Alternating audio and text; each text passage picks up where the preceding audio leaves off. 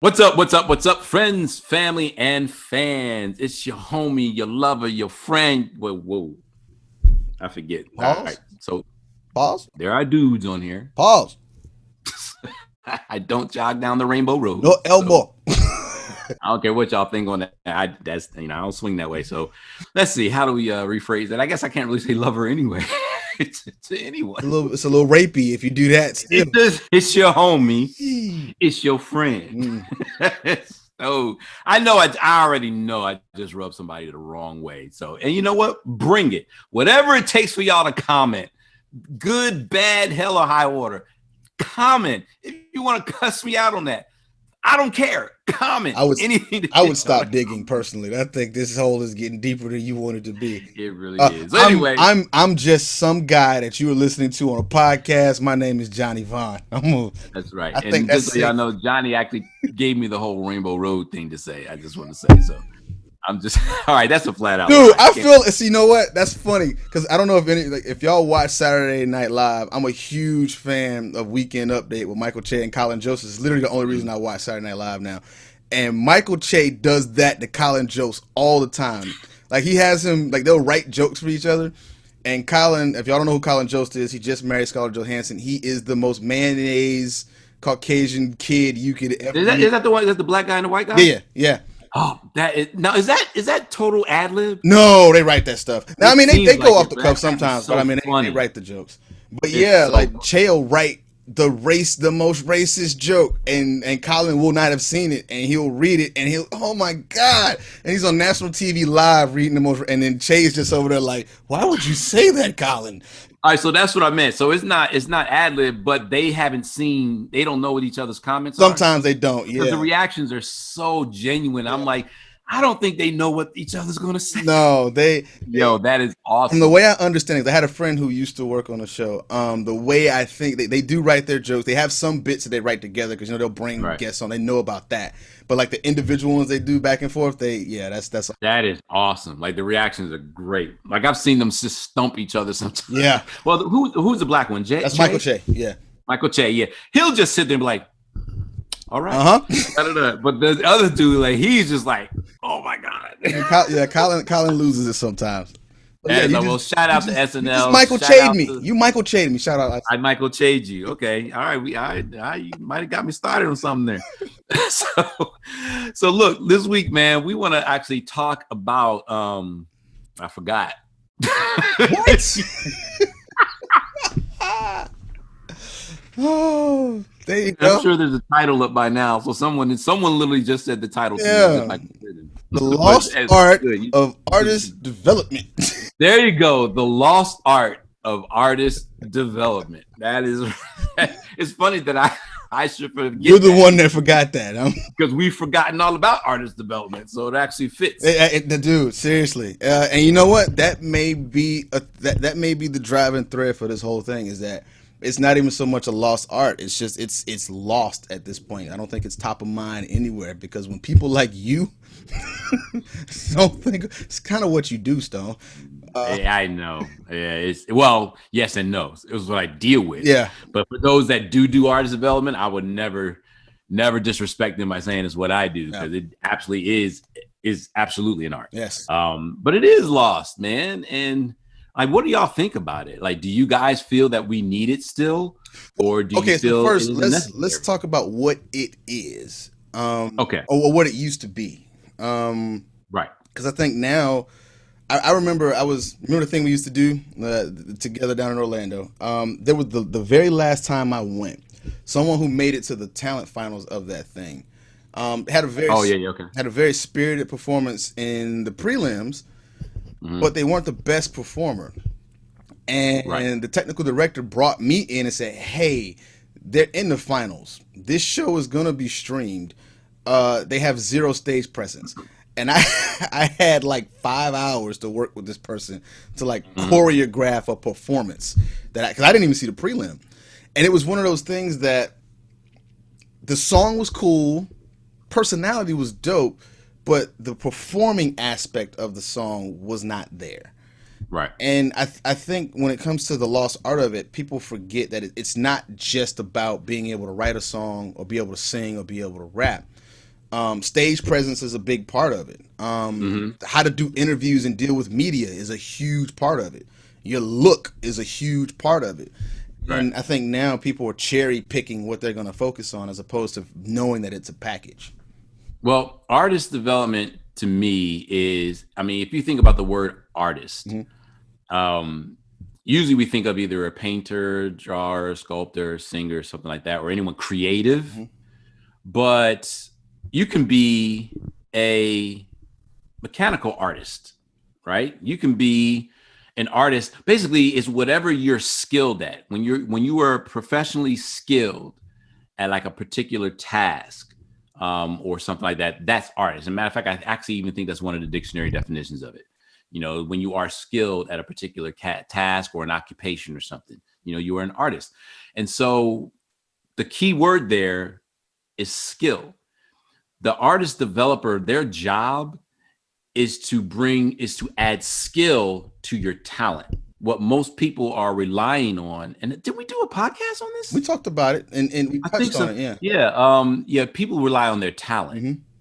and that's great because that talent is that thing that's innate. You can't teach that to somebody. Mm-hmm. You do it better than we do, and we got to learn how to do it and go to school, but it just comes to you in your sleep. Mm-hmm. That's great.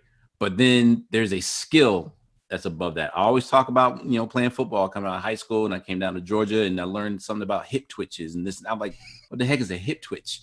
You know what I mean? Yeah. But there's so much, but these were things to add. You can't just be fast. You can't just know how to catch a ball. Right.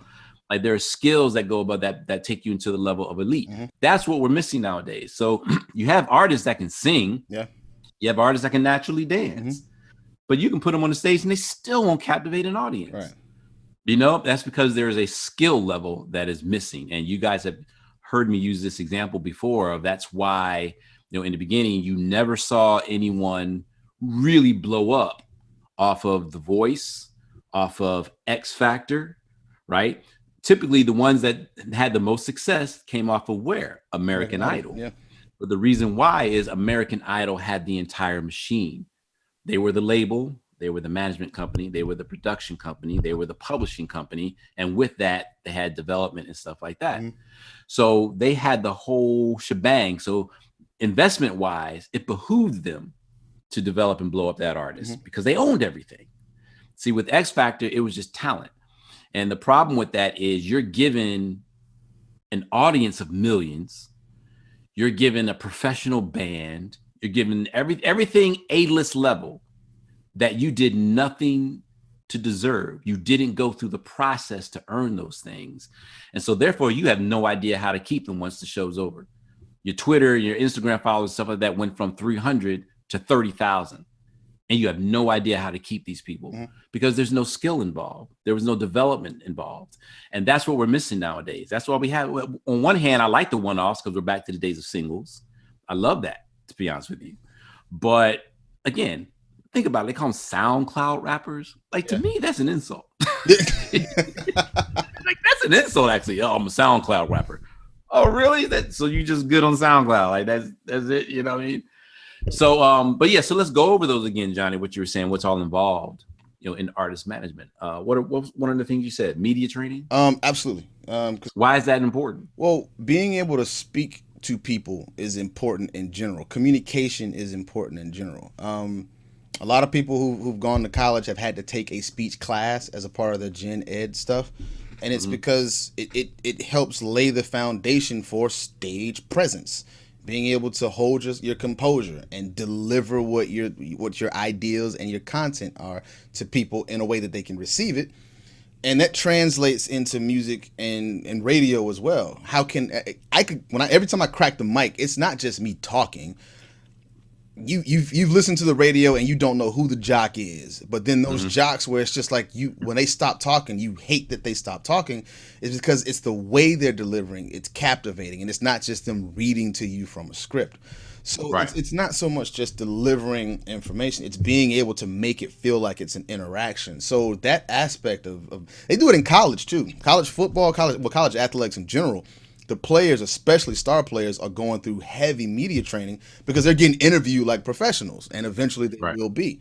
So being able to answer questions off the cuff, being prepared to answer questions that you may not be expecting someone to ask, you don't want to have that deer in the headlights look.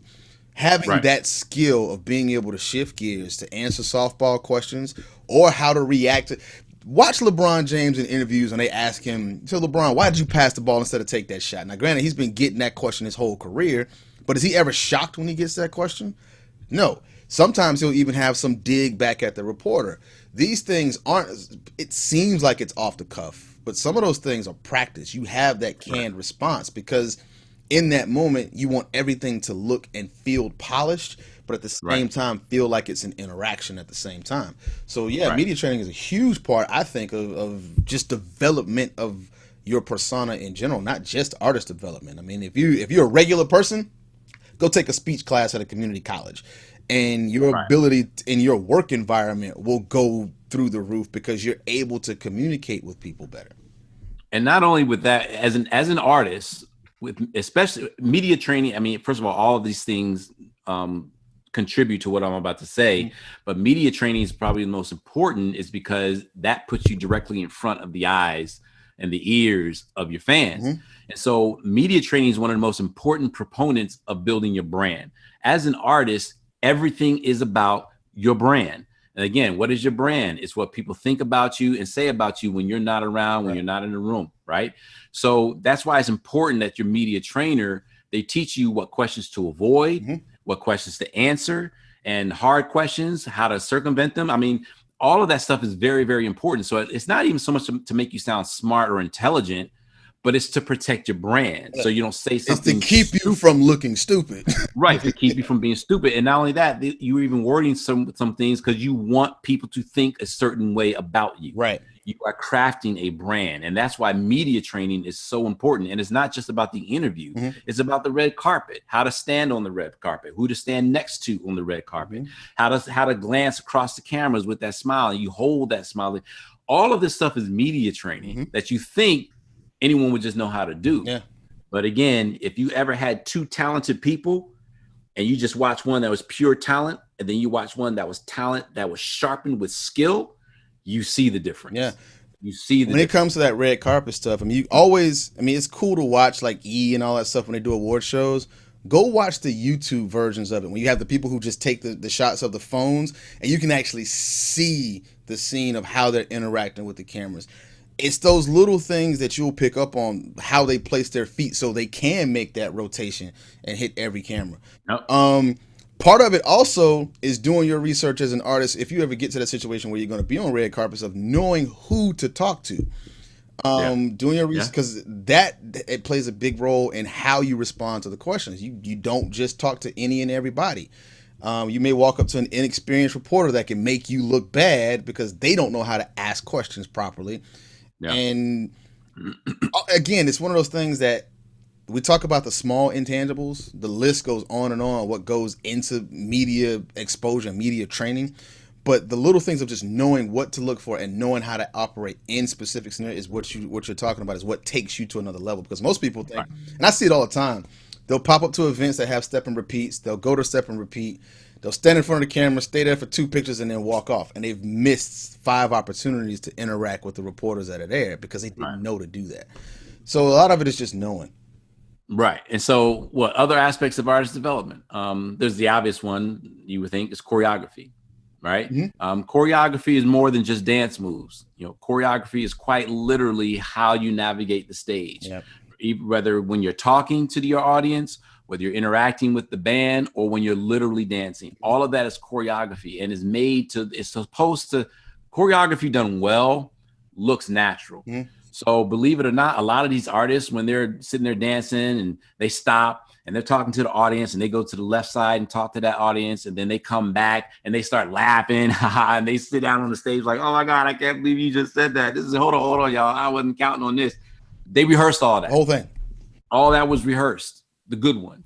You know what I mean? But it comes off so natural. And the beautiful thing about artist development, especially where choreography is concerned, is if things go wrong, and if you do have to pivot and maybe just come off the top and come off the cuff and what's the word I'm trying to think of? When you do something that's not planned, Improvise. Improvise. Thank you. Glad I could help, Stone. Yeah. But when you have to improvise, if to fill that gap where maybe you forgot, or fill that gap where you were interrupted or things didn't go as planned, right? The beautiful thing about artist development and choreography is you have a coming back to point, so that now the rest of your show isn't just made up on the fly.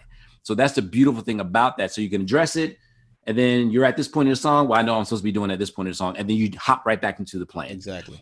But we don't spend time doing that. Yeah. You know, I can't tell you how many times artists come in Icon Studios in our rehearsal room, and I'll peek my head in there, and they just walking back and forth on the stage. And don't get me started on the rappers. 5 minutes. Cheer. Cheer. Lana, what's up? Cheer. Cheer. Yo, if I get one more cheer one more time, I'm giving your money back and I'm kicking you out. Kicking you out of the studio. And then you get the group on there like, Shafiq, and everyone's just gritting. There's no rhyme, no reason, no boring as heck. Yeah. I mean, even rap, y'all think you don't need choreography. You need choreography. So for rappers, and I mean, I'm not the biggest Jay-Z fan in the world, but for rappers, I always tell them to watch his shows when it comes to performing, because Jay doesn't do a lot of covering ground, but he does a lot in a small space. And those hand motions, like how high he moves a hand to this, to when he moves it, he's engaging every direction of the audience from that one spot. It's actually an art to be able to captivate 180 degrees while just using 45 degrees of space. And I always think that the boy band era is the best thing to watch. Like, if you can go find some old Backstreet Boy or NSYNC videos and watch rehearsals, that shows the repetition that goes into what happens for a 50-minute show of 12 songs of high energy choreography, and watching that every step is placed, every turn. When they do those inner rotations, when the one man moves to the 5 point and then they space out, all of that is it's keeping your eyes moving and it's keeping you entertained and engaged, but it's also it's exercising and utilizing every aspect of that stage. And as a performer, you want to make sure that you're doing that, because if one part of your audience feels left out of your show, you've lost that part of your audience. And when you start losing energy in your show, any artist who's been on stage knows this, when energy starts to go down, your performance starts to go down. It's a give and take. So you want to make sure you're engaged in all that. Kevin Hart is phenomenal at this as a comedian. Even comedians have choreography. Yeah, even that's cool. And his show, which one was it? What was this last one he just did? I can't think of what it was. Don't scare me or something. I don't know. But the one when he did the arena show, when the stage was in the center, it was a circular stage. A singular person on a stage in a round room is really difficult to choreograph. But if you watch if you got to go see that show, even when his back was turned to you, you felt like you were still engaged in that show. Because sorry. No. Go ahead. Yeah, and you guys don't even have to go far back as far as the boy bands. Like, just go to the latest BET performance. Yeah. By Toby Nwigwe. Did I say that right? Nwigwe. Sorry if I butchered the name, homie. Like, because I love what you do, so that's unintentional. But like that performance, and I even posted that I hadn't enjoyed a rap performance like that in a minute. And when I say minute, I'm talking years. Like, to me, that was the epitome of a performance. I mean, and there was so much to look at, but you can, if you sit and watch that video, you can clearly see how every movement he did was choreographed. Now, there are even times when in a choreography, they say, okay, just do what you want here. Well, that's planned. That's still planned. Yeah. Like, come over here at that part now. Just freestyle, do whatever it is you feel for like this part of the song, and then get to this now. And I was sitting there and I watched that video 5 times, and each time I made sure I watched something different, someone new.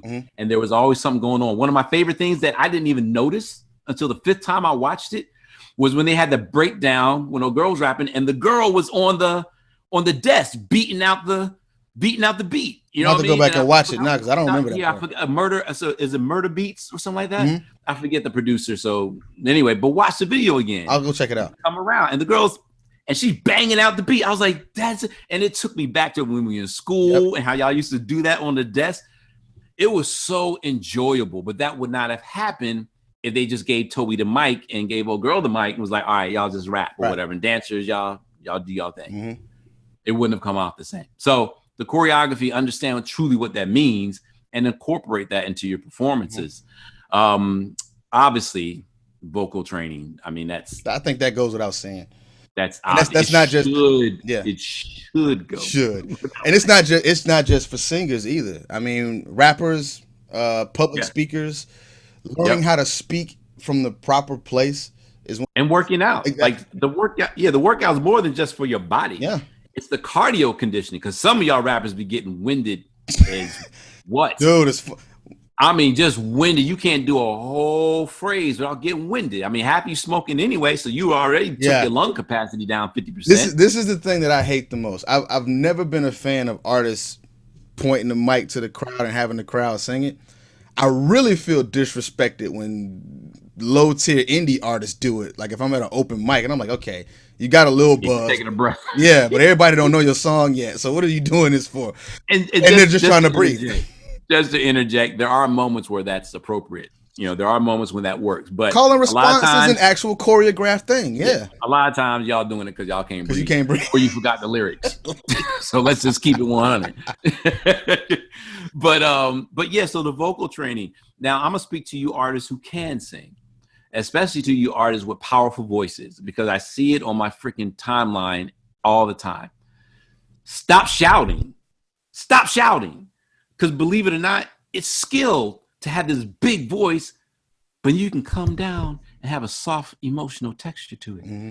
But y'all get on that 10th line, so nice. I'm like, yo, and they're straight up shouting. Stop it. Stop it. Big up to you for nailing the impersonation and the faces. Oh, don't get me with the face. No, whenever I see an artist come on and they do this, Johnny, they go,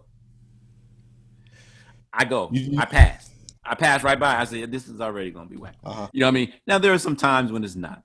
But they come on and they go,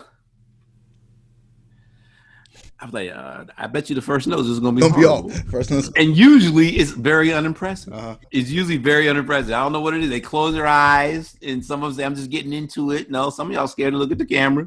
And then they got to make the face before the first note comes. I'm like, man.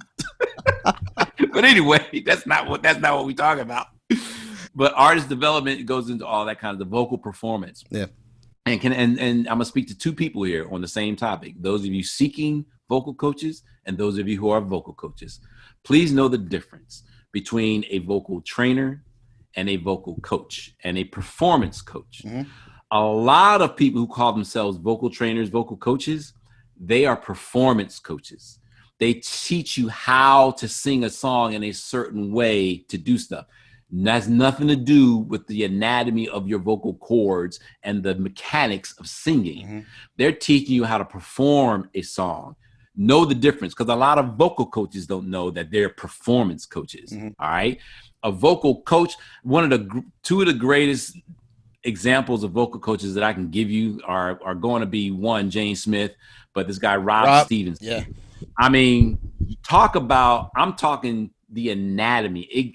They go down to the anatomy of your voice, to literally treating it like the same way you would physically tune and do whatever you need to do for a guitar or a string instrument. Mm-hmm. That's how they address your voice. That's a vocal trainer and a vocal coach. All right. Learn the difference. If someone's only teaching you how to sing a song with embellishments and feeling, they're a performance coach. Mm-hmm. And you know what?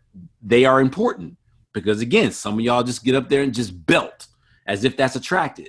So performance coaches are important as well.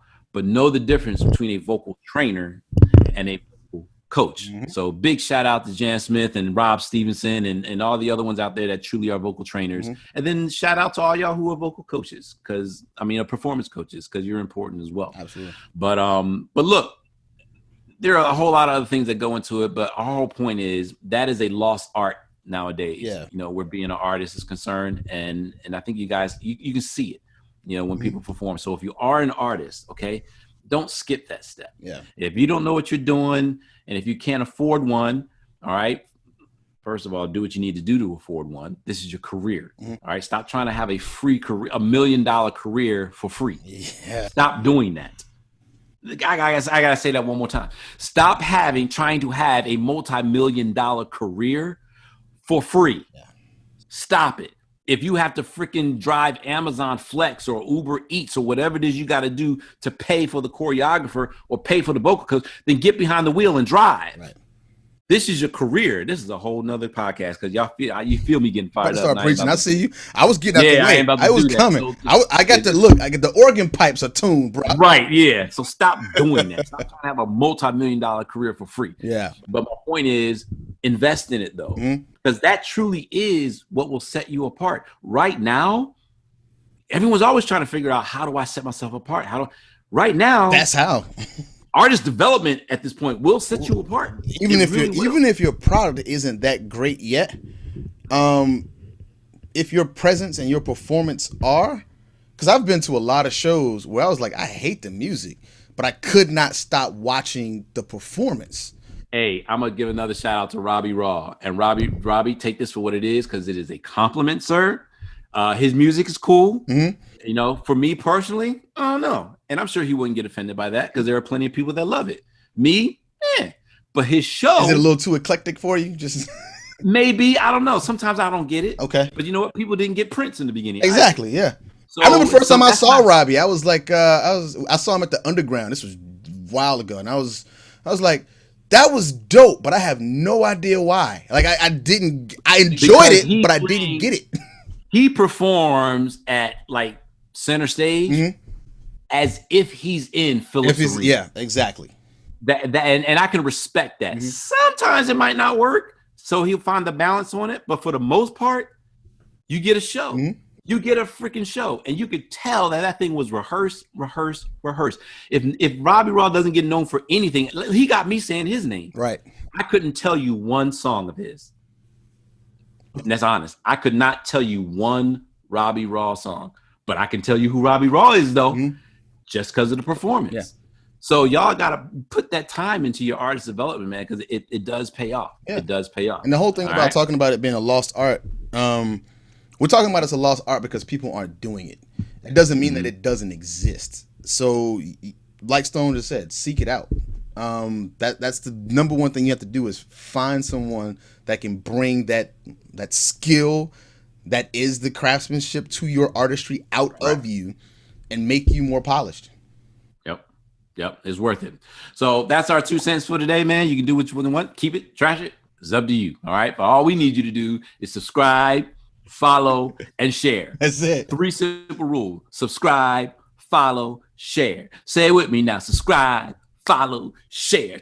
Subscribe, follow, share. Hey. All right. So you got me beating on the desk now. Right. So, yo, man, we appreciate you guys. As always, check us out on www.lifeonpodcast.com. We love to hear from you, man. Follow us on, or you can follow us on Instagram, Life on Podcast, on Twitter, Life on Podcast _. And if you want to find me, I don't know why you would, but if you do, Stone 007. That's the letter 07 on Instagram, and Stone 007 on Twitter. I always appreciate how humble you are about that. I don't know why you want to come find me. I don't know why. Just Johnny Vaughn, JUSTJONYVAN. Man, I don't know what that was. Well, the beautiful thing is you can hit rewind and listen to that again. Exactly. As always, man, we mean it every single time we say it, but we mean it with sincerity. We appreciate y'all. We love y'all. We are out of here. Peace. Peace.